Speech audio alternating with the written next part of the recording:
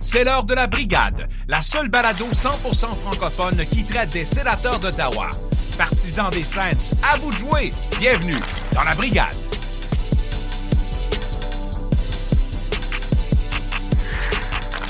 Salut tout le monde, bienvenue dans la Brigade, épisode numéro 14. Je m'appelle Jean-Philippe Fogg, je suis accompagné de Jean-Philippe Fortin et Pascal Villeneuve. Dans la Brigade, oui, c'est sûr, on veut entrer dans les coulisses des sénateurs. On veut rencontrer les individus qui gravitent autour de l'organisation, mais ce qu'on veut aussi, c'est être la voix des partisans. On veut mettre de l'avant les gens qui sont passionnés à propos de l'équipe. Et aujourd'hui, sur l'épisode, on reçoit nul autre que le super fan Phil Ryan. Mais un peu plus tôt, on va recevoir notre collaborateur Phil Villeneuve, Phil Sands en personne, qui va nous dresser un petit peu le portrait des gardiens de l'organisation en ce moment. Qui va bien, qui va moins bien, qu'est-ce qu'on entrevoit. On jase de ça un peu plus tard sur l'émission. Mais d'abord, je me tourne vers JP Fortin. Qu'est-ce qui se passe dans le warm-up ce matin? Donc, Connor Brown, blessé, fracture de la mâchoire et sera absent pour au moins les 3 prochaines semaines. Drake Batterson sera l'unique représentant des Sénateurs d'Ottawa au match des Étoiles à Las Vegas, malheureusement. Retour à la maison pour les Sens devant des gradins vides. Et ça nous a fait rappeler la bonne saison de l'année passée. Par contre, le gouvernement ontarien a annoncé des bonnes nouvelles en ce 20 janvier 2022. Donc, à partir du 31 janvier, il y aura 500 partisans seront autorisés à rentrer dans le CTC. Donc 500, c'est autant dire que c'est zéro, mais en tout cas, c'est mieux que rien. Le 21 février, ça sera 50% de la capacité, et à partir du 14 mars, si rien ne change, ça sera la pleine capacité. Donc, la Ligue nationale a annoncé la reprise des nombreux matchs annulés ou repris en lien avec la COVID-19 du côté des Sénateurs d'Ottawa. Donc, ce qui porte au calendrier des Sens pour les prochains mois, 12 matchs en février, 15 matchs en mars et 16 en avril. Donc, ça va faire beaucoup de hockey pour nos Sénateurs. On chômera pas.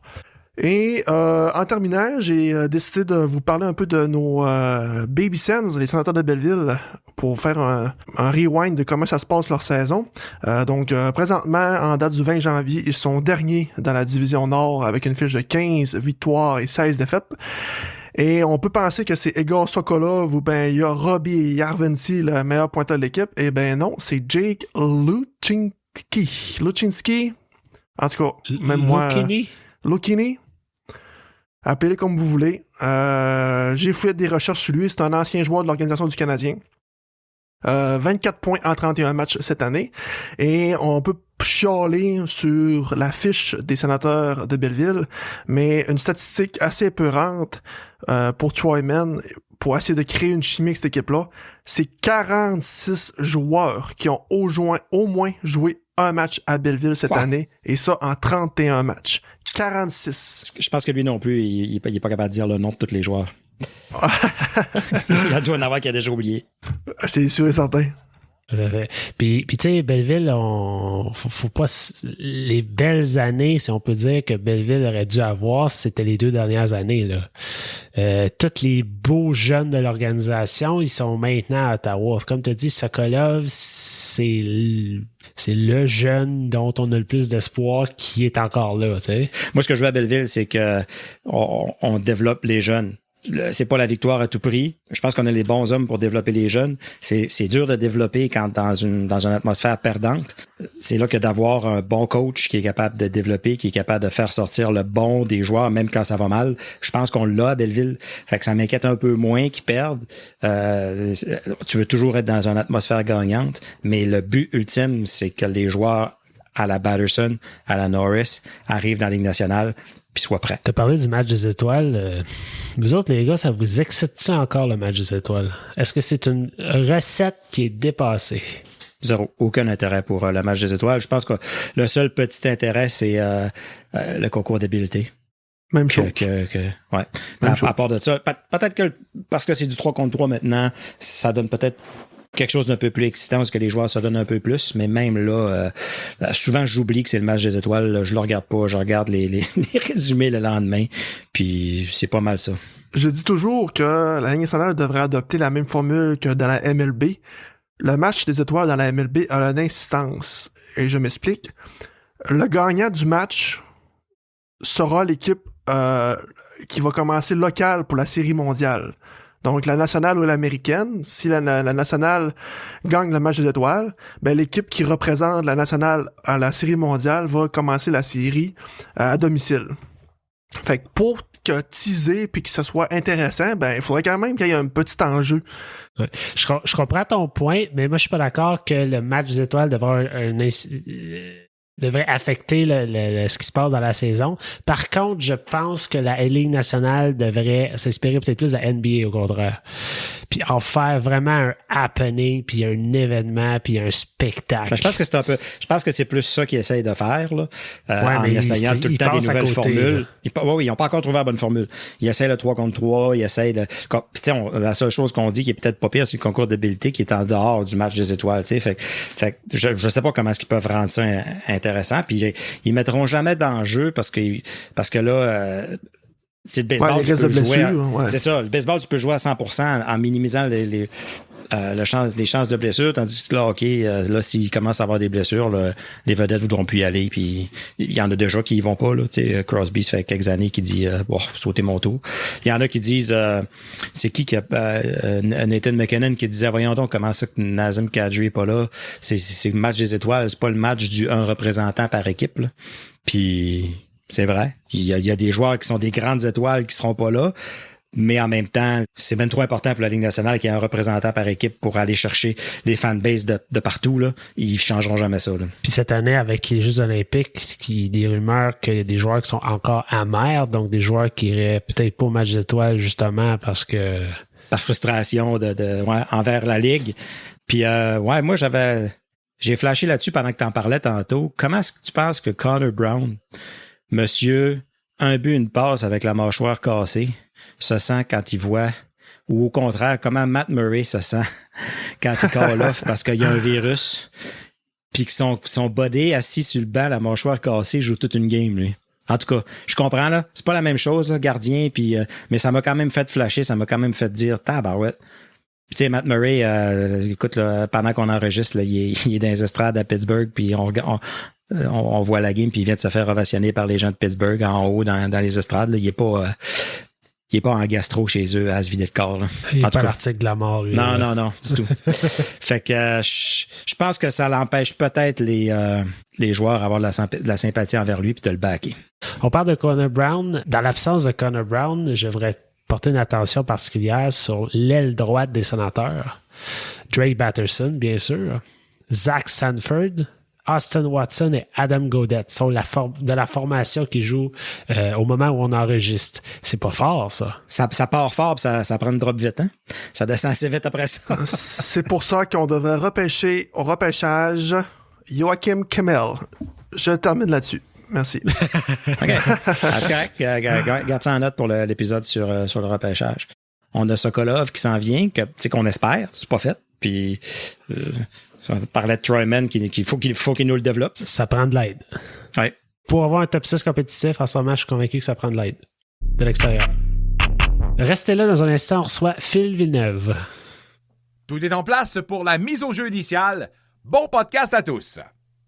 Alors, aujourd'hui, dans la mise au jeu, on est avec Phil Sands. Phil Villeneuve est avec nous. Salut Phil, comment ça va? Ça va super bien, vous autres? 2 Phil en un épisode, on est bien content. Exactement, c'est l'épisode des Phil. Puis là, moi, je viens aujourd'hui pour vous parler des gardiens des Sens. Je suis un gardien moi-même, fait que c'est un sujet que j'aime, que je connais. Puis je pense qu'à peu près à la mi-saison, c'est une bonne chose que je puisse venir vous parler de la performance de nos 5 gros gardiens de l'organisation au cours de leur saison dans les différentes ligues. Donc là, je vais commencer avec le plus jeune. On va y aller avec le prospect finlandais Leevi Meriläinen. Dans sa ligue l'année passée, la ligue de Liga en Finlande, il y avait un pourcentage d'efficacité de 934, ce qui est excellent, avec 6 blanchissages en 22 matchs. Donc, il a connu une super bonne saison. Puis là, maintenant, il est venu jouer en Amérique du Nord avec les Kingston Frontenacs. Donc, on connaît Shane Wright qui joue pour cette équipe-là. Il a pas connu la meilleure saison, mais ça n'a pas été aussi mauvais. En 25 matchs, il est rendu à 14 victoires, 11 défaites et 8,83 de pourcentage d'efficacité. Donc, c'est sûr que ses stats ont baissé, mais quand tu changes de ligue aussi rapidement, c'est sûr que ça va prendre un temps d'adaptation. Puis, selon moi, sa prochaine moitié de saison, ça devrait aller mieux. Puis moi, je l'ai pas assez regardé, je pense, pour vraiment vous dire quel type de gardien il est, mais à 6 pieds 2, c'est un gardien assez rapide, c'est un gardien, il est solide dans son filet. Jeune prospect avec beaucoup de potentiel, mais je pense que sa carrière, elle pourrait se rendre jusque dans la LNH, mais peut-être en tant que gardien secondaire, je pense pas qu'il va devenir un gardien numéro 1. Ben, moi, pour Leevi Meriläinen, là, ce que j'avais remarqué, et ça c'est dommage qu'on n'ait pas pu le voir au championnat mondial junior, parce que je pense que le filet aurait été le poste de numéro 1 aurait été pour lui, selon moi. Mais en tout cas, pour la game qui a gaulé, je pense qu'il a fait une belle première impression. Puis je trouve, je l'ai trouvé, c'est un gardien quand même assez athlétique, là. Moi, je compare tout le temps à ça, des gardiens de but, entre un goaler technique puis un goaler athlétique. En comparaison, Price, c'est un goaler technique, puis un gars comme, mettons, Tukarask, ou ben André Vasilevski, c'est des goalers athlétiques. Donc, ouais. bon des jambières, rapide sur leurs jambières, très bon du bas du filet. Fait que c'est un peu de ce type de gardien de but-là que je vois un peu avec Leevi Meriläinen. Ouais. Puis avec à 6 pieds 2, t'as quand même une bonne grandeur. C'est un peu plus que je pense la limite à ça, c'est quasiment 6 pieds. Là. C'est pas le 6 pieds 5, 6 pieds 6 des gardiens à la Vasilevski. Puis il y a eu une courbe à un moment donné où les équipes voulaient tous des méga grands gardiens, puis on va en venir à un méga grand gardien après. Mais à 6 pieds 2, je trouve que c'est un bon compromis entre être capable d'être rapide, de se déplacer, puis de couvrir assez de filets. Fait que je pense que côté frame, c'est de son côté. C'est vrai. Ouais, tout à fait d'accord. Puis j'ai vraiment hâte qu'ils viennent plus jouer avec les sénateurs de Belleville pour que je puisse plus le regarder. Parce qu'en ce moment, je connais ses stats. Je l'ai vu jouer quelques matchs au World Juniors, sauf que j'ai rien de plus. Fait que j'ai hâte de le voir dans un niveau plus haut, voir comment il performe. Mais pour le moment, le reste de sa saison, je pense qu'on peut quand même voir des belles choses. Puis ça va s'aller en s'améliorant, j'ai aucun doute. Écoute, à 19 ans, là, on sait comment est-ce que les gardiens, ça c'est long, puis c'est plus late bloomer, comme on dit. Fait qu'on va y laisser le temps de se développer. Ouais, exactement. Puis un terme que je vais utiliser quand même beaucoup quand je vais parler de tous les gardiens, c'est la confiance, parce que c'est une chose extrêmement importante pour les gardiens de but. J'en suis un moi-même, puis ça va changer une game au complet. Fait qu'on va passer au prochain gardien, Mads Søgaard, qui a joué 15 parties, 8 victoires, 7 défaites pour les Sénateurs de Belleville cette année. Un pourcentage d'efficacité de 913, ce qui est quand même respectable, c'est pas mauvais, et une moyenne de buts alloués par match de 2,56. L'année passée, on se rappelle, quand il est parti de sa ligue, il y a eu un début phénoménal avec de 7 victoires de suite avec les Sénateurs de Belleville. Cette année, il a joué une bonne partie de la saison avec l'équipe, mais l'équipe en avant de lui avait pas autant de succès, donc évidemment, lui non plus, ça allait pas être sa meilleure saison, mais on a vu que l'équipe s'est quand même bien repris dans les dernières semaines. Il y a une raison pourquoi on l'appelle The Great Dane, gardien de 6 pieds 7. Ça prend beaucoup de place dans le net.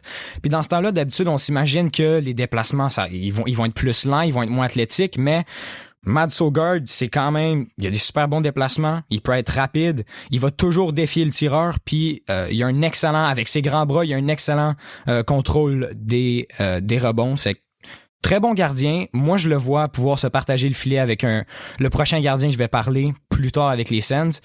Je pense qu'il va avoir un super bon futur. Il va juste falloir voir comment que ça va s'améliorer avec sa grandeur. Moi, c'est le mien, ça. Mads Søgaard, là, c'est le mien. Dans les 6 gardiens de but de l'organisation, les 6 principaux, là, ça, c'est le mien. J'ai vraiment confiance en Mads Søgaard.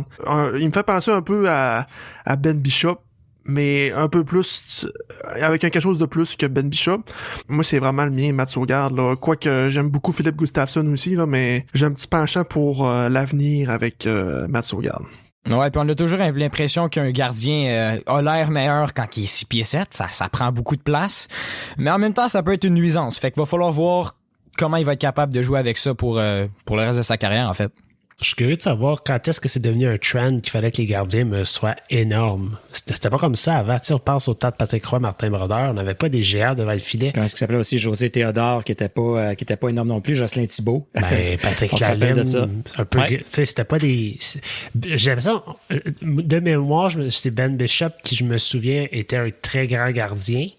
Mais tu sais, pour répondre à ta question, pour le pourquoi que on est venu à prendre des gardiens buts grands qui prennent la place dans le filet, en fait, je le sais pas, mais je pense que c'est peut-être relié à la réduction de l'équipement, parce que à chaque année, l'équipement réduit pour les gardiens de but. Fait que là, on s'est peut-être dit, ben là, pour qu'on couvre le maximum d'espace, faut prendre des goalers gros et grands, vu que l'équipement est plus petit. En tout cas, c'est une impression, là, mais... Ça pourrait aussi avoir rapport, je pense, avec la vitesse des tirs, la force des tirs. Ça va toujours en s'améliorant. Puis un gardien de but plus petit, peut-être qu'il y aura moins de temps pour se rendre à cette rondelle-là. Ça dépend de tous les gardiens, mais un gardien plus grand, il y a plus de chances que la rondelle le touche.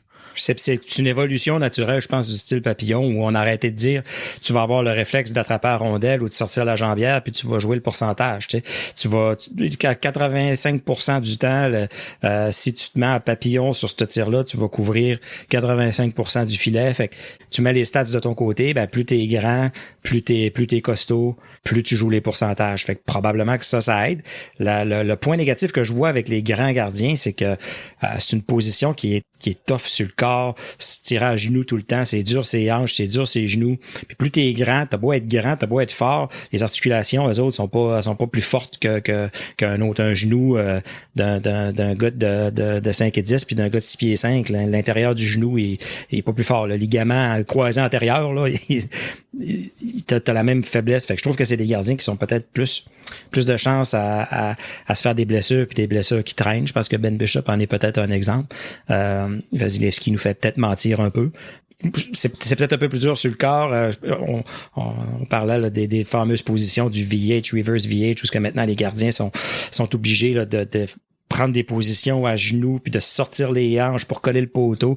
Il y a beaucoup de jeunes là qui, quand ils vont prendre leur retraite, je pense que ça va être des remplacements de hanches qu'il va falloir qu'ils se payent. Là. Non, c'est très dur d'être gardien, puis c'est beaucoup de mouvements qu'on n'est pas habitué de faire dans notre vie quand t'es dans le filet, les genres de positions que Pascal vient de parler. Fait que c'est sûr que c'est plus dur sur le corps, plus t'es grand, mais en même temps, il y en a qui sont des exceptions, Matt Murray, mais plus t'es grand, plus t'es porté à avoir des problèmes de santé. Mais maintenant, toi, Fortin, ton boy, c'est Mads Søgaard. Moi, c'est plus Philip Gustafsson. Connu une excellente saison l'année passée quand il est arrivé avec les Sens. Il nous a vraiment sauvés. C'est probablement à cause de lui qu'on est allé sur une séquence de 12 victoires et 3 défaites. Mais cette saison, dans la NHL, il y a eu en 11 matchs, 3 victoires, 8 défaites. Mais il faut pas regarder ça d'un mauvais côté parce que l'équipe en avant de lui avait de la misère pendant ces séquences de défaites-là au début de la saison. Donc 8,93 de pourcentage d'efficacité, 3,78 moyenne de buts alloués par match. C'est pas les meilleures statistiques, puis ça devient encore pire dans une moins bonne ligue. Dans la AHL, 3 matchs, 1 victoire, 2 défaites, 4 moyenne de buts par match et 8,64 de pourcentage d'efficacité. Donc ouais, les statistiques sont moins bonnes dans une ligue qui est moins forte. Mais je pense pas que c'est inquiétant parce qu'il est rendu à ce niveau-là où est-ce qu'il faut qu'il y ait des tirs plus forts, qu'il y ait de la meilleure compétition. Puis on l'a vu, cette saison et l'année passée, il est capable de défier les tirs puis les joueurs de la LNH. Donc pour moi, c'est pas inquiétant. Puis ce que j'aime beaucoup de Gustafsson, c'est que c'est un gardien sans émotion. Sauf quand il perd sa main à cause du stress, là, mais ça, c'est une autre histoire. Ah oui, il y a le syndrome de Raynaud qui est c'est une condition qui fait que quand tu es stressé ou quand il y a quoi que ce soit, tes extrémités deviennent... la circulation se rend plus dans tes extrémités. Fait que lui, il y a ça. Fait que quand il est vraiment stressé, la première game qu'il a joué l'année passée, il est retourné au banc pour dire « je sens plus ma main ». Puis ça y arrive, quand il y a un gros stress, tu te viens les doigts, plus de circulation, les doigts bleus, les orteils, essaie d'attraper une rondelle quand tu sens plus ta main. Pas idéal comme pour un gardien, ça. Fait que je pense qu'il a comme, tu sais, il s'est comme shaké à main une couple de fois, puis il s'est calmé, puis il a été correct, il a goalé la game. Puis ben c'est ça. C'est un match contre Vancouver. C'est la première fois qu'il joue dans la LNH de toute sa carrière, puis il arrive quand on perd par un but en 3e période. Fait que c'est une situation assez stressante. Mais il a fait la job, puis quand je parle d'un gardien sans émotion, quand je le regardais jouer ce match-là dans une situation super stressante, puis quand maintenant je le regarde jouer un match qui est habitué de jouer, il a toujours l'air du même gardien. Puis ça, un gardien sans émotion, selon moi, c'est vraiment pas un défaut. Pour moi, c'est même une qualité. Il dégage toujours une confiance que ses joueurs, ils peuvent voir. Il va jamais réagir à un but. Casser son bâton, tu vas jamais voir Gustafsson faire ça, je pense pas. Rouler les yeux, n'importe quel mouvement après un but, il va pas le faire, il va se retourner, il va prendre une gorgée d'eau, puis il passe au reste de la game, ce qui est selon moi une très bonne chose pour un gardien, parce que si tu te laisses sortir de ta game par la moindre affaire, ta carrière va être plus difficile. Moi, quand j'étais gardien dans le Pee-Wee, mon coach me disait « Ferme ta gueule puis arrête les pas ». Fait que c'est pas mal ça qu'il fait, je pense. Okay.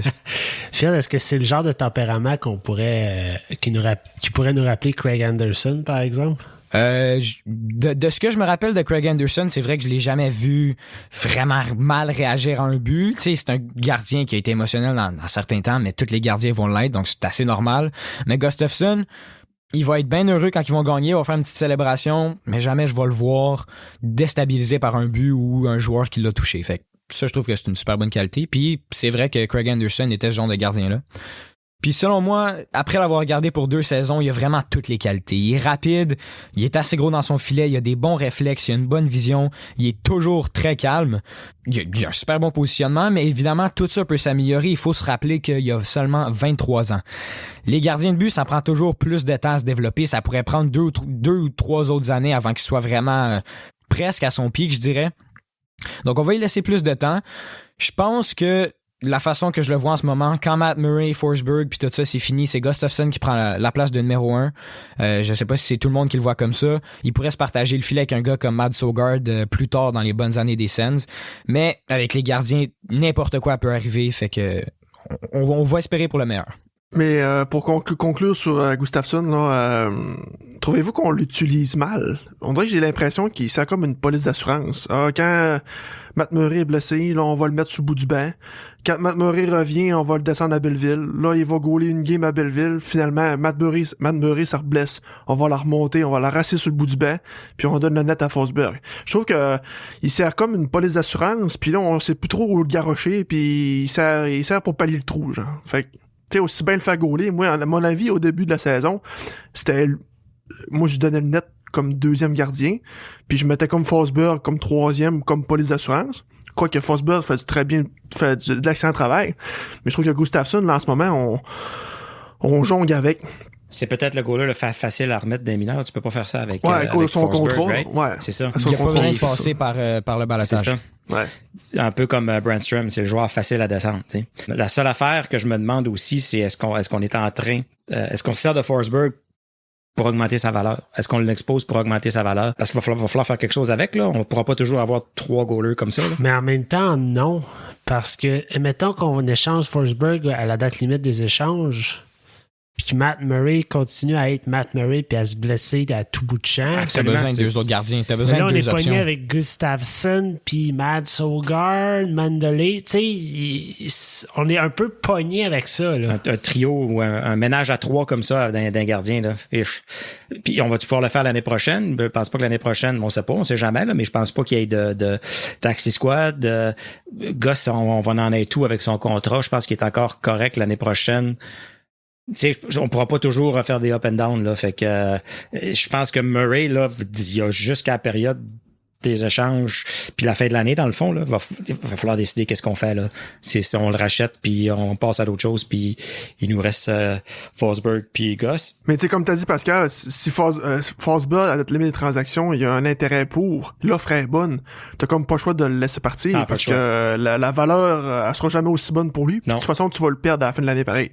Fait que aussi bien ramasser quelque chose pour. Fait que... C'est vrai que son utilisation cette année, ça a pas été super, mais en même temps, tu peux pas vraiment blâmer le coach. Quand t'as un gardien qui gagne 5 matchs de suite, t'as aucune raison pis t'as aucune explication valable pour mettre ton 3e gardien en parenthèse. Donc, c'est aussi quand t'es un gardien, jouer un match à chaque 3 semaines, c'est dur. C'est comme tu reviens dans une grosse ligue contre des gros joueurs rapides pis t'es pas habitué. Ça fait 3 semaines que t'as pas vu d'action.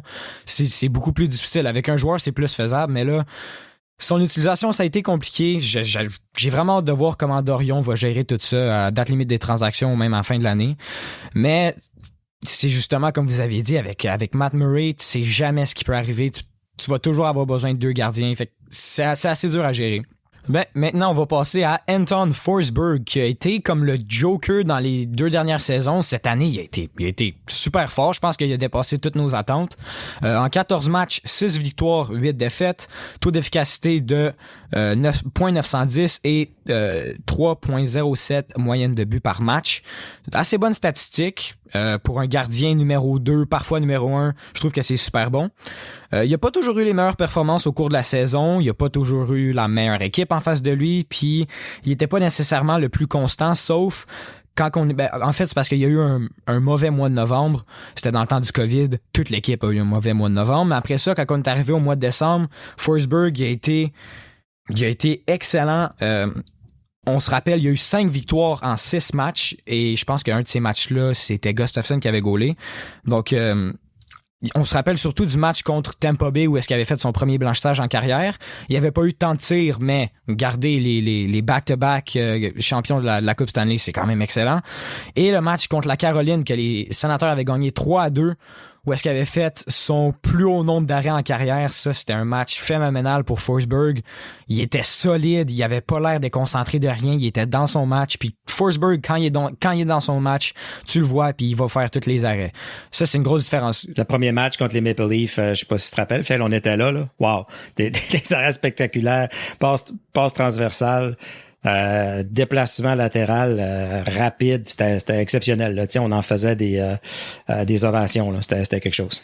Non, c'était impressionnant à voir de nos yeux comme ça en vraie vie parce que tu disais en troisième période les Sens menaient 3-0 puis on a gagné 3-2. Tu disais avec une grosse attaque comme les Leafs, ils vont finir par scorer. Ils faisaient des passes transversales, ils faisaient des gros jeux. Puis à chaque fois, t'entendais le sifflet, Forsberg l'avait arrêté. Tu checkais l'écran puis wow, on comprenait pas trop. Puis justement, dans ce match-là, il avait battu son record d'arrêt. Puis après ça, contre la Caroline, il l'a rebattu de 1 tir. Ouais. Pour moi, Forsberg, c'est comme un gardien de momentum. Là. Exact. Oh, un peu comme Andrew Hammond avait fait. Là. Quand il va un petit streak, là, ça va bien aller, mais comme attends-toi pas à ça sur une base régulière. Puis... Ouais, malgré qu'on l'a jamais ridé sur une base régulière non plus. Fait il serait-tu capable? Peut-être, mais écoute, tu peux pas, je veux dire, c'est un gardien qu'on a ramassé ses waivers, non, c'est ça. qui avait déjà fait 5 équipes, ouais. je pense qu'il se garde une petite gêne. Puis on l'avait ramassé vraiment par police d'assurance, parce que là, on était mal pris, puis on l'a ramassé sans rien s'attendre avec lui, puis finalement, inespéré, il est là depuis 2 ans, puis il donne des bonnes performances. Fait que, je pense que mal pris, puis on aurait juste lui, puis on était mal pris. Je pense qu'on serait peut-être pas si mal pris que ça. Ouais. C'est une excellente surprise pour un gars qui a été pris au ballottage. Moi, je regarde mon cell, je vois la notification Twitter, j'ai aucune idée c'est qui. J'en pense rien, puis je passe à d'autres choses, mais finalement, ça a été notre sauveur en quelque sorte, parce que si c'était Mendelisse ou Sogard qu'il fallait que ce soit le 3e gardien, le 2e gardien, on serait peut-être pas dans la même situation en ce moment. Il est plus petit dans son filet, mais il est très rapide, très compact, fait qu'il peut compenser pour ça aussi avec ses bons déplacements, des bons réflexes. Super bon gardien, il va faire les bons arrêts au bon moment, il va toujours faire face à la rondelle, mais justement, la confiance joue un grand rôle avec sa performance. On l'a vu dans son match contre Buffalo, un but terrible qui devrait jamais rentrer contre Dylan Cousins. Et moins il y a de tirs, plus il va en laisser rentrer des faibles. Fait, la confiance est importante, c'est un gardien de momentum qu'on vient de mentionner, mais overall, quand tu regardes à Forsberg, on en a besoin, puis c'est un très bon pick-up de Pierre Dorion. Tu sais, j'aurais pas de problème à avoir Anton Forsberg, le backup qui joue plus ou moins régulièrement au début de Philippe Gustafsson, tu sais. Mais on dirait que là, on est rendu là, le dernier, mais non le moindre. Matt Murray, Phil. Ben là, on va rentrer vraiment dans le gros du sujet, là. Matt Murray, on va y aller maintenant. Je pense qu'on peut en parler pour longtemps de Matt Murray. En 8 matchs... on a plus de temps. En 8 matchs, 2 victoires, 6 défaites. C'est 2 victoires qu'il y a eu dans ces 2 derniers matchs, justement. .892 de pourcentage d'efficacité et 3.41 moyenne de buts alloués par match. Puis là, on va commencer par... T'as peu, Phil. Moi, je vais rajouter une autre statistique. Vas-y. Il aura coûté cette année à date aux Sénateurs pour 8 parties 781 250 $ du match. Ah, c'est tellement un gros contrat pour qu'il joue autant pas de match. Là, c'est incroyable. On va en parler tout de suite, puis ça va être fait. Les blessures, c'est incroyable comment il se blesse. N'importe quand. Moi puis mon père, on regarde les matchs dans le salon. On voit Murray faire un arrêt où est-ce qu'il faut qu'il s'attire un petit peu plus. On pense qu'il est blessé. Puis l'affaire, c'est que la plupart du temps, on a raison. Il se blesse à n'importe quel mouvement. À chaque fois qu'il s'étire, c'est assez inquiétant. Ouais, exactement. Puis en plus... Cette année, il attrape toutes les maladies. Je pense que c'est la deuxième fois dans une moitié de saison qu'il attrape une maladie qui est pas COVID, qui fait qu'il peut pas jouer des matchs. C'est assez inquiétant sa santé, puis je sais pas comment que ça va être pour le reste de ses saisons à Ottawa, mais avec son gros contrat, il va falloir que ça s'améliore. Puis tu sais, c'est parce que le gardien substitut, il sait comme dans l'après-midi, là. Puis Joey Daccord a gaulé sa première game dans la Ligue nationale. Il a su qu'il gaulait pendant le warm-up. Murray est allé le voir pendant le warm-up et il a dit « Nah, ça sent pas bien, c'est toi qui va commencer. » Tu parles. Mais ça, c'est weird un petit peu, moi, je trouve. C'est bizarre, là. L'organisation nous donne aucune nouvelle le lendemain, sur le lendemain. Tout ce qu'on a su suite à sa dernière annonce de maladie suspecte, c'est il a fait le voyage pour Pittsburgh. Peut-être qu'il va être au bout du banc, peut-être pas, c'est pas clair. Ouais. Fait que tu sais, on peut blâmer un peu Forsberg de peut-être avoir donné un but faible ou d'être un peu moins prêt pour la game, mais écoute, un gardien, là, ça l'aime le savoir d'avance puis se préparer. Il faut toujours qu'il soit prêt, là. C'est pas une excuse, il faut toujours qu'il soit prêt comme si qu'il allait gauler. Mais se faire dire jamais être sûr, là, se faire dire tout le temps dernière minute, tu sais, tu dois le savoir le matin que tu files pas. Tu dois avoir une bonne idée que tu files pas, là. C'est rare que tu commences à pas filer à 4 heures l'après-midi, là. Ouais, c'est ça. Je peux pas imaginer dans le match contre Buffalo, justement, Gustafsson qui est encore en train de s'en venir pendant que les Sens font leur warm-up. T'es zéro prêt, tu t'attends pas à ça, tu te fais appeler, tu fais ta poche, tu t'embarques dans le char puis tu t'en vas jouer une game de la NHL. Là. Fait qu'une chance qu'il a pas dû rentrer parce que pour moi, ça aurait été pire que ça l'était. C'est vraiment une mauvaise situation, surtout quand il coûte quoi, 6,4 millions par année en moyenne. Je pense que son contrat tourne autour de ça. Mais c'est dommage parce que tu sais quand on l'avait acquis, j'étais un de ceux qui étaient vraiment content. Quand j'ai eu la notification, c'était un ou l'autre. Sa carrière flippait de bord, puis c'était merveilleux, ou ça continuait à être un fiasco. Ouais, j'ai vu la notification, puis je dirais que j'étais allé voir mon père. Il a gagné 2 Coupes Stanley, lui. Il a pas le choix d'être bon. Hein. J'avais pas raison. Ça a changé assez vite. Ça se peut-tu que, pour un gardien, avoir gagné 2 Coupes Stanley jeune, ça enlève un peu de motivation? Je sais pas. Je me pose la question, là. Peut-être que c'est ce qui garde beaucoup de joueurs puis beaucoup de gardiens puis longtemps dans la ligue de dire un jour, tu sais, je l'ai pas encore gagné, mais un jour je vais gagner. Lui, il y en a 2 dans probablement une des meilleures équipes des dernières décennies. As-tu perdu un peu du feu sacré puis qui fait que quand ça file pas aujourd'hui, ça file moyen, on va prendre un break.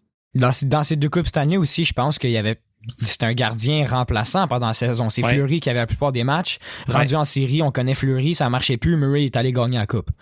C'est ça. Fait que là, c'est différent. C'est le gardien partant, c'est lui qui va avoir la plupart des matchs, mais ça marche juste pas.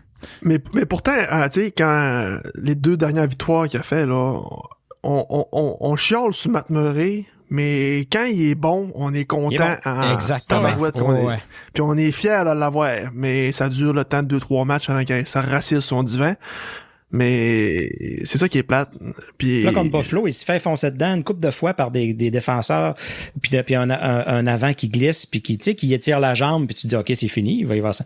Non, il est correct. Là, tu sais que t'es comme, OK, go, il est capable de prendre un peu de jeu physique, puis ben non, il y a une rhume, ou on sait pas quoi. Ouais, puis c'est exactement dans les 2 derniers matchs, c'était toute une question de confiance. Ça, c'est un gardien que la confiance, c'est extrêmement important pour lui. Puis dès les premiers tirs, dès les premières minutes du match, tu le sais si le reste du match va aller bien ou mal. Quand si tu le regardes jouer, s'il va donner des rebounds à gauche puis à droite ou si elle va y coller dessus un peu. Là. C'est ça, parce que là, dans son match contre Calgary puis Edmonton, il a quand même laissé 5 buts en 2 matchs, ce qui est vraiment pas mauvais. Et il a connu 2 excellents matchs. Il a fait beaucoup d'arrêts. Il a fait des gros arrêts, des arrêts clés importants dans les moments, dans des bons moments du match. Des arrêts qu'il faisait pas d'habitude ou qui se blessait quand il faisait le gros déplacement. C'est le genre de gardien, parce que tu sais, ce qu'on y reprochait l'année passée, là, c'est que souvent, les joueurs arrivaient hors l'aile, prenaient un tir, puis il était pris hors position. Il était un peu trop décalé à gauche, un peu trop décalé à droite. Puis quand il droppait en papillon, il droppait. C'est le net qui était pas à bonne place. Ouais, c'est ça. Il droppait, il glissait à gauche. Cette année, ça arrive moins, mais je pense qu'on lui donne moins ce genre de tir-là aussi. Fait que je pense que ça l'a aidé à son succès parce que les déplacements gauche-droite, les déplacements latérales, les arrêts un peu plus spectaculaires, je pense qu'il a toujours maintenu ça. Tu sais, on dit Colin Murray, il a fait 3-4 beaux arrêts, mais il a donné 1 ou 2 citrons. Mais cette année, je ne sais pas si c'est parce qu'on tient on connaît notre goaler, là. On essaie d'y donner moins les ailes, peut-être, des tirs qu'ils prennent souvent hors position. C'est un travail d'équipe, là, quelque part. C'est les défenseurs et le gardien. Oubliez pas qu'on a changé d'entraîneur de gardien l'année passée dans une situation un peu bizarre, mais... Oui, puis de ce que je me rappelle, tout s'est amélioré pour lui après ce changement-là. Ouais. Sûrement. Ouais, mais très petit échantillonnage, par exemple. C'est ça. Mais c'est exactement comme Pascal vient de dire, c'est important d'en parler. L'équipe en face de lui, ça va changer ses performances aussi. La saison passée, l'équipe jouait mal et puis lui aussi jouait mal, fait que ça n'a pas donné la meilleure des saisons. Après ça, quand l'équipe jouait mieux, il était blessé, c'est Gustafsson qui a eu tous les matchs. Est-ce que Murray aurait fait la même chose? On va jamais le savoir, mais c'est quelque chose que justement il faudrait voir cette année. Mais là, ce qu'il faut pas qu'il arrive aussi, c'est que il faut pas que les joueurs ils jouent au bout de leur bâton puis qu'ils aient peur de laisser un tir à Matt Murray parce qu'ils savent n'importe quel moment il peut laisser un but faible. Puis si je décide de prendre la passe à la place du tir, ça va rentrer. Fait qu'il faut pas qu'ils soient inquiets puis qu'ils jouent au bout de leur bâton puis qu'ils jouent en ayant peur. Ça, c'est très important que ça commence par arriver. Pour parler aussi des négatifs de Matt Murray, je pense qu'on en a déjà beaucoup parlé, donc on va continuer. C'est pas ça qu'on vient de faire pendant 10 minutes. On va continuer. À date, le positif, c'est que quand il est dans sa game, il est vraiment dans sa game, puis on va gagner le match. Sam Mitten, dans les 2 dernières saisons, ça n'a pas l'air de savoir jamais améliorer. Quand il tire là, il est tout le temps en retard d'une demi-seconde, puis une demi-seconde, c'est critique dans la LNH. Puis on a remarqué ça j'ai remarqué ça dans les derniers matchs que je regarde. Quand il fait ses glissades, il tombe souvent comme tout son corps penche par en avant puis il tombe sur la glace. Ça laisse extrêmement beaucoup de place dans le filet. S'il est sûr qu'il va faire l'arrêt de la pad, c'est moins inquiétant, mais c'est quelque chose qu'il faudra regarder. Moi, j'ai toujours dit à tout le monde, à Matt Murray, là, faudrait que quelqu'un vérifie son équipement. C'est con à dire, là. Son plastron, là. Ouais. Il est tellement gros, ça doit être la raison de aidez-les, là. Ça fait pas son plastron, là. Il y a le cou ramassé. C'est dans le plastron. Un peu plus une tortue. On le voit quasiment pas. Il se déplace, puis tout est... Il y a rien qui bouge.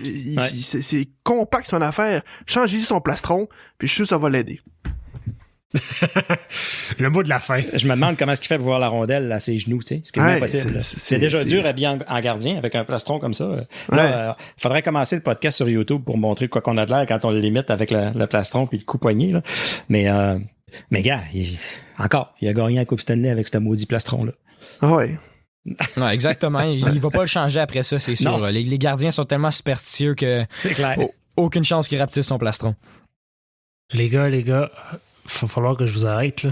On n'a pas parlé de Kevin Mandolese, ben. Ouais, c'est ça, je l'ai pas écrit parce que je vois vraiment pas un futur avec les Sens, puis je l'ai pas assez vu jouer pour vraiment en parler. Je pense que sa carrière va se finir comme gardien 1A, 1B dans la AHL et dans la ECHL. Moi, en terminant, tu sais, parce que tantôt on parlait de Gustafsson qui est très balé d'un bord puis de l'autre, puis je trouve qu'on fait la même chose avec Mandolese, mais en bas. Tout est impact à cause que Matt Murray est blessé. Toutes les utilisations des gardiens affectent à cause de les blessures nombreuses à Matt Murray. Mandolese était supposé avoir le poste de numéro 1 à Atlanta. Depuis le début de l'année, il a goalé 3 games à Atlanta. Fait que là, il tombe second à Belleville, puis des fois 3e à Belleville. Fait que là, il fait qu'il goal pas, il prend pas de millage. Puis fait que là, tout ça part de Matt Murray qui est blessé. C'est pour ça que c'est long de développer un gardien.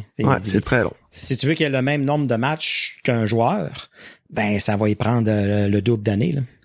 Ouais, puis en ce moment, si tu priorises le développement de Sogard puis Gustafsson, ça devrait aller assez bien pour le futur parce que je les vois vraiment comme un bon duo de gardiens dans la LNH plus tard. Puis c'est ça, pour vraiment recap Matt Murray rapidement, c'est un gardien très souvent blessé, très souvent malade, il va manquer beaucoup de matchs, mais puis aussi beaucoup de problèmes de positionnement, problèmes de mitaine, de contrôle de rebond.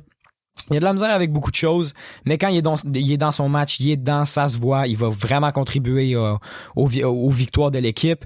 Puis on peut juste espérer pour mieux dans les prochaines années, surtout avec son extrêmement gros contrat. Ah, je pensais que t'allais dire Plastron. Les deux. Les gars, la question de la fin. Dans tous les gars que tu as nommés, Phil, il y en a un qui éventuellement va, on espère, devenir le gardien numéro 1 des Sénateurs pour plusieurs années. Puis on assume que ce ne sera pas Matt Murray, mettons. Qui, selon vous, va se positionner comme ça pour les prochaines années? Ça dépend quand tu regardes dans les prochaines années. Je pense que je sais la réponse de Fortin. Moi, j'y vais avec Goss. Je suis sûr qu'il va être un très bon gardien numéro 1. C'est un gardien qui est extrêmement constant. Fait que je le vois être capable de prendre la plupart des matchs dans une année. Peut-être qu'un jour, ça va être la place à Merlinen, mais ça, on va voir ça plus tard. Moi, c'est le Danois et je suis prêt déjà le grand Danois et je suis prêt déjà à acheter son chandail quand il va être avec les Sens. On va réécouter cet épisode-là dans 4 ans puis on va voir qui aura raison. Moi, j'ai l'impression que... Moi, je suis bien curieux de voir Levi Merlinen évoluer, par exemple. Je trouve qu'on n'en parle peut-être pas assez en général dans les médias des Sénateurs. Tous ceux qui nous écoutent, si jamais vous êtes d'accord, pas d'accord, n'hésitez pas à nous écrire dans les commentaires de l'épisode qui, selon vous, sera le gardien de l'avenir chez les Sénateurs. Phil, merci beaucoup pour ton beau travail. Toujours un plaisir de t'avoir. Ça fait plaisir. Merci de m'avoir reçu. Dans un instant, on reçoit Phil Ryan. On entame les dernières minutes de jeu. La brigade déploie son 6e attaquant. Donc, si vous êtes un habitué du hockey des Sénateurs sur les zones d'Unique FM, vous êtes familier avec Phil Ryan des Assurances Corporators, mais aujourd'hui, on vous présente Phil Ryan, le fan des Sens. Phil, bienvenue à la brigade. Bonjour, ça va bien? Phil, on voudrait savoir, grosso modo, si tu peux nous parler de toi un petit peu, parce qu'on veut accueillir des fans sur le show, on veut découvrir des fans, on veut entendre leur histoire. Tu sais, JP Fortin nous a déjà raconté son histoire du lac Saint-Jean, Pascal, tout ça, ancien fan des Nordiques, mais toi, c'est quoi... Pourquoi es-tu un fan des Sens? On va commencer comme ça. Ben, c'est une bonne question. Pourquoi? En fait, jamais j'aurais pensé devenir un fan d'une autre équipe, les Canadiens de Montréal. Étant né en 71, je veux dire, c'était très simple. Notre samedi, nous, je savais si... En fait, tout le téléguide, là, à partir de 2 heures, Jean-Philippe, je le savais, là. Puis à 7 heures, c'était Walt Disney, ça finissait toujours bien. Et puis à 8 heures, c'était la soirée du hockey. Puis tu peux t'imaginer que j'ai commencé à écouter le hockey en 75, 76. Mais là, c'était les 4 années de... C'était les belles années, là. Les belles années, la dernière dynastie des Canadiens avec Guy Lafleur, Steve Schott, puis Lambert, etc. Puis jamais j'aurais pensé imaginer, disons, qu'une autre équipe deviendrait mon équipe favorite. Alors, j'étais à l'université, j'avais peut-être 20 ans, 19-20 ans, et puis on se prend des billets pour aller voir les Sénateurs contre les Canadiens au Vieux Forum de Montréal. Et puis là, les Canadiens comptent premier, puis mon Dieu, au lieu de sauter comme tout le monde, moi, je suis resté assis avec mes 3 chums. Puis je me regardais les mains, puis je ne peux pas comprendre. Et puis là, les Sénateurs ont compté. Et puis là, j'étais debout, puis j'ai réalisé à mon insu que... Juste de même, là. C'est quoi? C'est comme ça que j'ai vraiment réalisé, tu sais. Je me souviens, c'est Deg qui avait compté. Les Sénateurs avaient gagné 3-2. Deg avait compté 2 buts.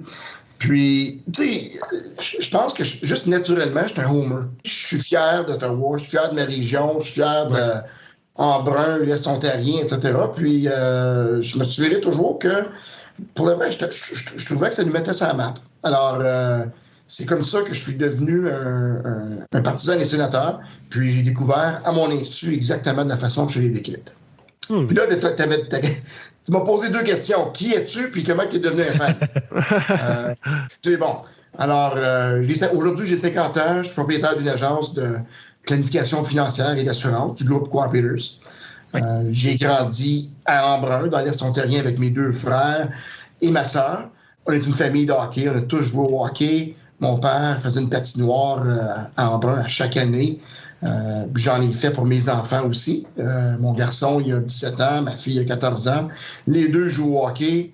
On joue tous, en fait, au hockey encore. Alors, je suis un gars de hockey. J'ai été élevé là-dedans. J'aime ça.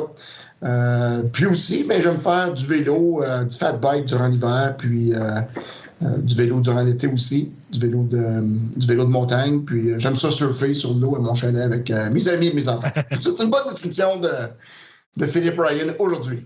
Philippe, tu sembles être un fan de vélo. Je t'invite un jour à venir faire le tour du lac Saint-Jean en vélo et emprunter la véloroute des Bleuets. Merci pour l'invitation. Puis un jour, tu vas me voir là. C'est tellement. On le voit toujours sur des photos. Ouais. Le fjord, etc. Puis j'ai des amis qui viennent de là aussi. Alors j'ai bien hâte d'aller visiter cette région-là. Parfait. Merci, JP, pour cette parenthèse touriste Séné-Lac-Saint-Jean. Là, tu parlais d'Alexandre Daigle tantôt, mais tu as quand même dû connaître les saisons un peu plus creuses du début, dans ce cas-là. Là. Oui, j'ai connu les saisons les plus creuses du début. Faut savoir qu'il y avait quand même des belles choses, je trouvais, dans ces saisons-là. Okay? Je me suis toujours là.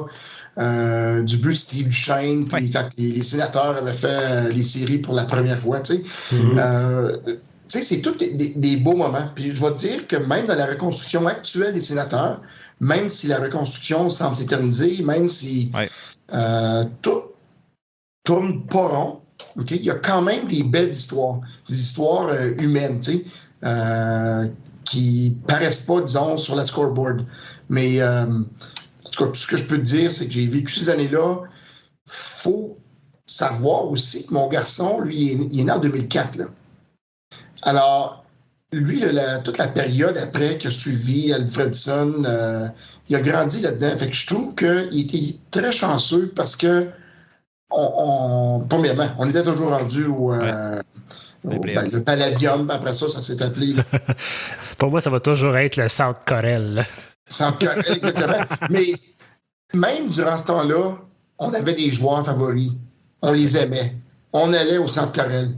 Puis c'était merveilleux. Puis je regarde aujourd'hui l'importance d'apprécier. Il y a des belles choses qui se passent quand même avec les sénateurs, malgré qu'ils sont en avant-dernière place. T'sais. Jamais j'aurais pu imaginer qu'ils étaient... Ils sont en avant des Canadiens, c'est tout ce qui compte, là. Pour moi, OK, comme... Depuis que j'ai grandi, disons, dans les moments des sénateurs, c'est vraiment les Maple Leafs. Okay. Encore plus les Canadiens. OK. Les ennemis. Exactement. OK.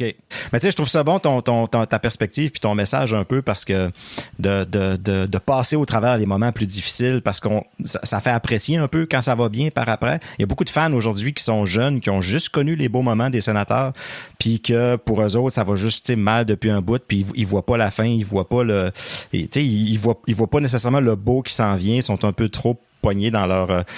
fait que c'est un peu... Puis moi, je fais le parallèle des fois avec les Nordiques. Moi, j'ai connu les Nordiques quand ils étaient vraiment pas bons, tu sais, puis ça a été long avant puis quand ils sont devenus bons, oui, OK, ils sont allés gagner la Coupe Stanley ailleurs, là. Mais je trouve que c'est un beau message des fois de dire aux gens, écoutez, lâchez pas votre équipe, restez avec. Oui, c'est vrai, il y a des belles histoires, puis tu sais, le meilleur s'en vient, puis on va juste plus apprécier quand ça va bien aller. Oui, puis juste le fait de regarder d'une façon positive, ça change toute l'expérience. Oui, aussi. Oui. Il y a des équipes comme les sénateurs qui ont des beaux moments. Je peux juste penser à la deuxième partie de la saison l'année passée. J'aurais mieux être un sénateur qu'un joueur d'une autre équipe qui sous-performait comme les Flames, disons. Qui aurait dû mieux faire, puis eux autres, tout à la main. Tu parlais que tu avais des joueurs préférés tantôt. Là. C'est ton joueur préféré de tous les temps, les sénateurs, ce serait qui? C'est définitivement Daniel Alfredson. Ouais. Je pense que Daniel Alfredson a été à mon fils Hugo et ma fille Ève. Qu'est-ce que Guy Lafleur a été pour moi, là. Ouais. Alors, OK. C'était incroyable, les moments qu'on a passés. Ils l'ont-tu rencontré? Oui, on l'a rencontré. Ouais. Ben oui, le soir, il s'est fait tirer son gilet. Mon Dieu, paradon. On entre dans l'ascenseur. Toute la famille Alfredson, y compris Daniel. Ben voyons donc. Ah ouais. C'est comme le bon Dieu était sur notre bord. C'était pas croyable. Donc, puis dans l'ascenseur.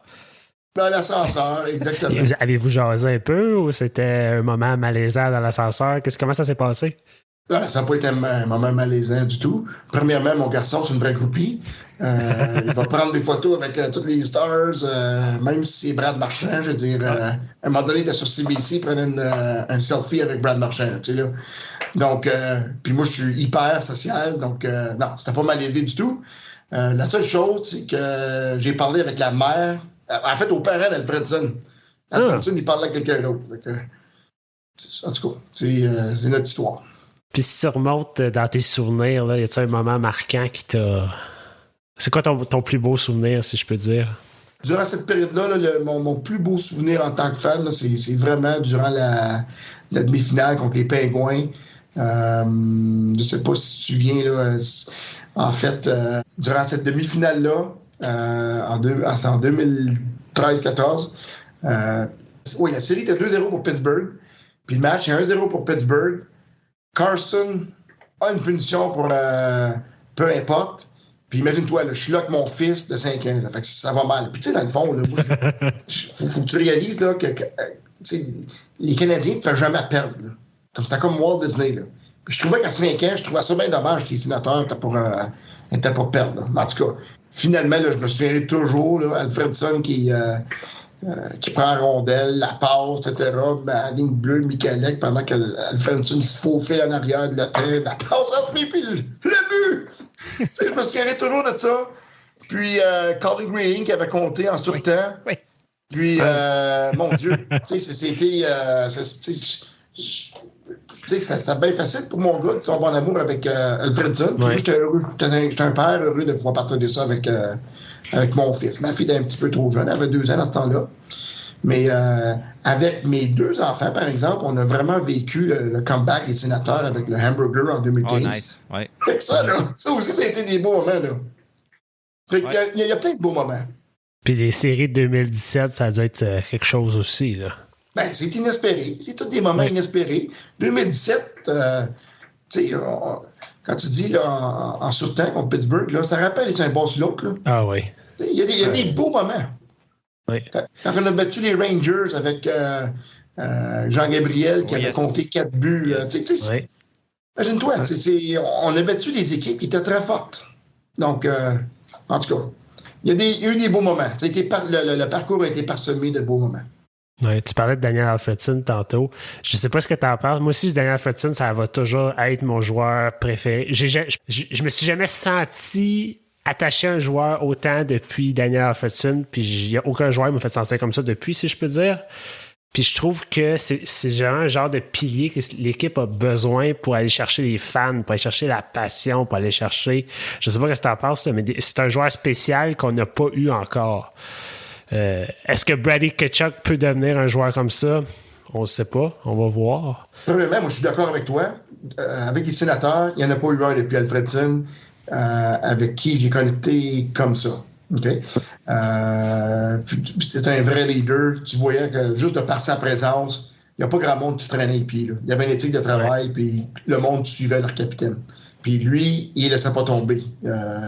Il nous a sorti du trouble, pas juste contre Pittsburgh, là, il nous a sorti du trouble. Souvent. Il sortait d'un gros moment. Exactement. Quand c'est le temps, il était là. C'est lui qui l'a mis dedans pour finir la série contre Buffalo. Là, c'est un monsieur clutch. Là. Fait que tu peux pas faire autrement que de le suivre. Carlson était peut-être en train de bâtir ça. J'ai l'impression que Carlson allait chercher une partie de ça un peu, comment que les fans l'aimaient puis tout ça, mais ça s'est jamais vraiment... Bon, oui, il a été échangé, mais il a toujours gardé peut-être une plus grande distance là, avec les fans que ce que Daniel pouvait avoir. Là. Mm-hmm. Je suis pas sûr que c'est le même genre de leader. Non, pas tout à fait, non. Je trouvais qu'Alfredson, il y avait un charisme qui faisait... Puis, de par l'éthique de travail, il n'y avait pas de 2 poids, 2 mesures. Là. Alfredson avait une façon de jouer qui joue à New York ou qui joue à Toronto. Je veux dire, ça n'a pas d'être le fun tant que ça, jouer contre Alfredson. Parce qu'il en est là pour gagner, puis c'était beau de le voir. Fait je trouve ça juste dommage que dans les années, que les 3 séries qu'on a perdu contre Toronto, là, comme... J'aurais donc aimé pouvoir voir Alfredson battre Toronto. À défaut de ne pas avoir de couple, là, ça aurait été quelque chose. Pour venir à ta question, Jean-Philippe, à propos de Brady Tkachuk, moi, je crois qu'il a cette étoffe-là. Puis il faut lui donner la chance. L'équipe est jeune, puis lui il est jeune aussi. Il a le droit à l'erreur. Sa confiance va se bâtir, une belle chimie qui est en train de se construire. Je trouve que c'était un bon choix, puis je suis content qu'ils l'ont signé, puis je suis content qu'ils payent ce qu'ils payent. En autant que lui délivre la marchandise. T'sais. Daniel Fredson n'a pas besoin de lui demander d'espérer de livrer la marchandise. Là. Puis je pense qu'ils ont vraiment il y a vraiment la foule de son côté. J'étais là quand au match d'ouverture, quand il est apparu dans la foule, il venait de le signer puis qu'il est apparu dans la foule. Le feeling de tout le monde se lève puis l'applaudisse, puis il était même pas sur la glace, là, il était juste dans la foule. Là. Le feeling, puis l'espèce d'énergie qu'il y avait là, c'était spécial. C'était de quoi qu'on sent pas souvent, je pense. Là. Je pense qu'on n'a pas senti depuis longtemps. Ouais. Puis même si se tiennent à perdre présentement, là, je veux dire, quelque chose qui se présente au match. Là. Exact. Okay, il se présente au match. Donc, je pense que c'est un bon joueur, ça va être un bon capitaine. Puis il y a le potentiel, tu sais, pour dire, tu vas venir aussi quand Alfredson, c'est quelque chose de pas mal gros à dire, mais il y a le potentiel. Mettons que je te nomme directeur général des Sénateurs demain, là, qu'est-ce que tu fais avec ça, toi? Okay.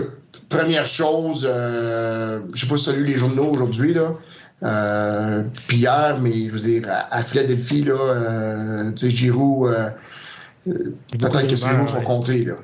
Peut-être que ses jours sont comptés, donc, ouais, je me positionnerais pour essayer d'acquérir Claude Giroux. Ça, c'est la première chose.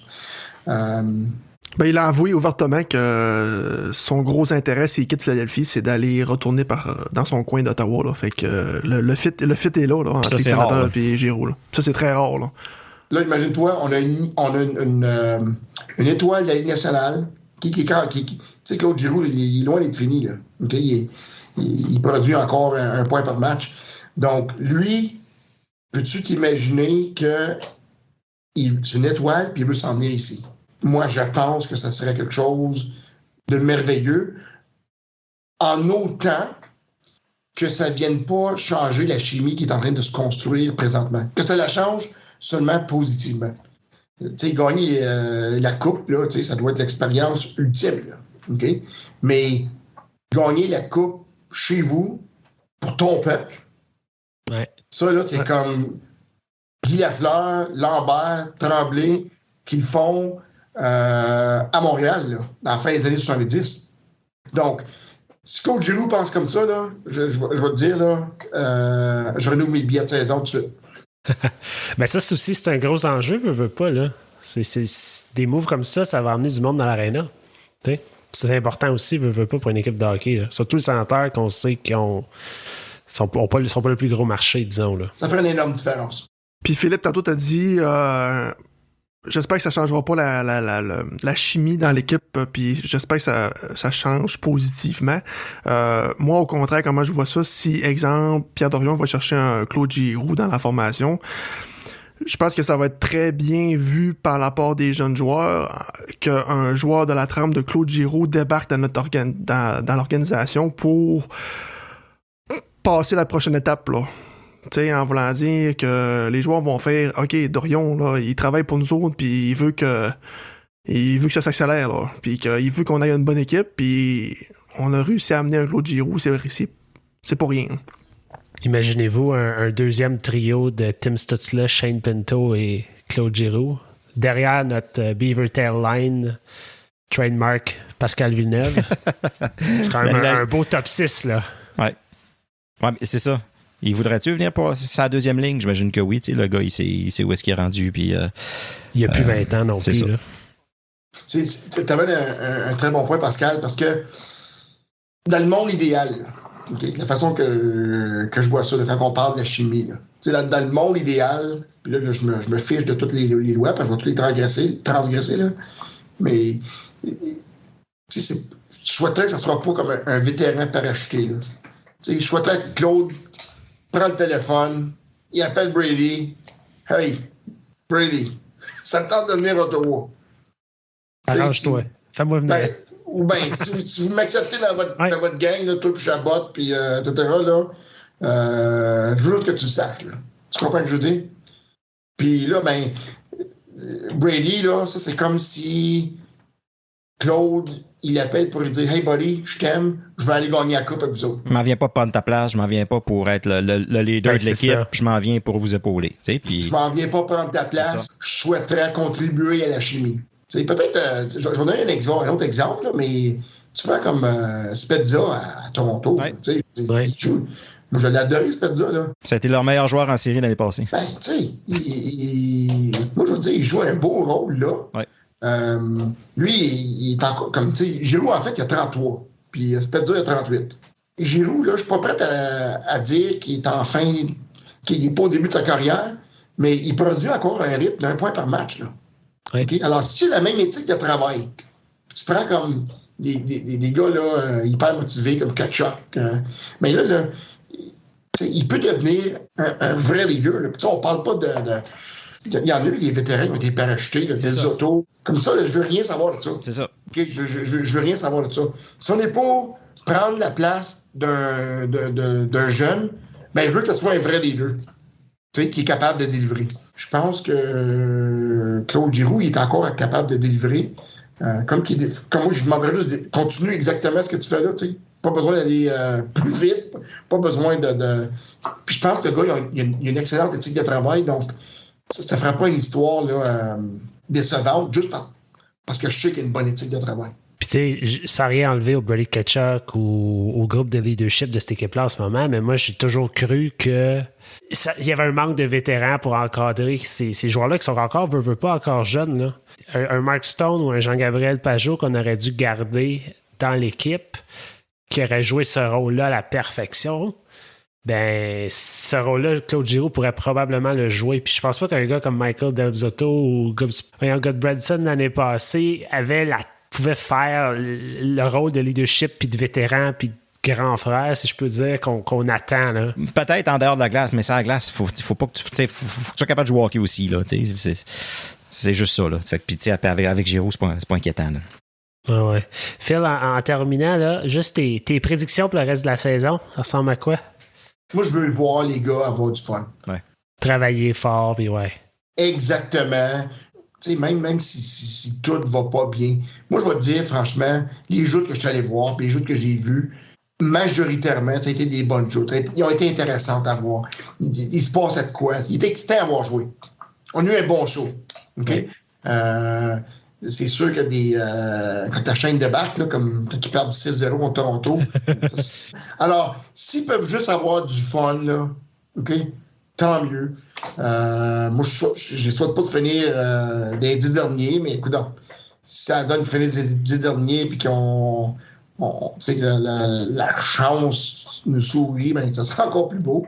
Mais peu importe, moi, je veux que cette équipe-là continue à accroître leur culture organisationnelle. Je veux vraiment là, que les gars aient du fun. Je veux vraiment que les partisans aient du fun aussi, là.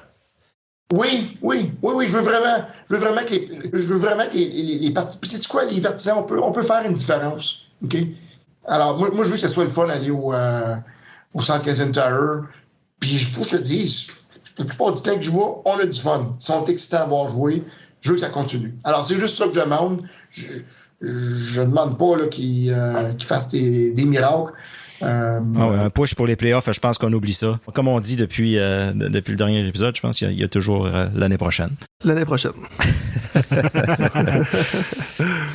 Ceux qui sont finis, enlevez-les de là, laissez de la place aux jeunes. Exact. Et puis, pour qu'eux autres puissent se développer là, pendant que c'est le temps. Puis, au début de l'année, là, il y avait une question à propos de la pression. Là, ici, les gars, t'as quand même de pression. Je ne m'inquiète pas de ça du tout. Je regarde Edmonton ou je regarde même le Lightning avant qu'ils se mettent à gagner. Là. Ils ont perdu des séries, eux autres, qui étaient supposés de gagner. Alors. Regarde Toronto. Si peut avoir une bonne éthique de travail, une bonne culture organisationnelle, je pense que les choses vont bien aller. Ben Phil, un gros merci pour ton temps.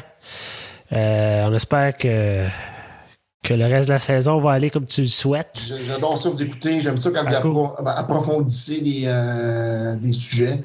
Alors, c'est vraiment intéressant. J'adore ça vous écouter. Alors, c'est ce qui complète cet épisode de La Brigade. On espère que vous avez aimé ça. De notre côté, on voudrait remercier Squirrel Noir pour la musique thème, Nicolas Saint-Pierre que vous avez pu entendre entre chaque segment et bien sûr, Pascal Villeneuve au montage. Si vous aimez ce que vous entendez, laissez-nous un review sur Apple Podcasts ou sur Facebook. Sinon, laissez-nous le savoir, on veut continuer à s'améliorer. On vous rappelle que les 82 matchs de la saison régulière des Sens seront disponibles sur les ondes du 94,5 Unique FM avec Nicolas Saint-Pierre à la description et le coach Alain Sancartier à l'analyse. D'ici là, continuez à nous suivre sur Facebook, Instagram, Twitter, TikTok et on s'en jase.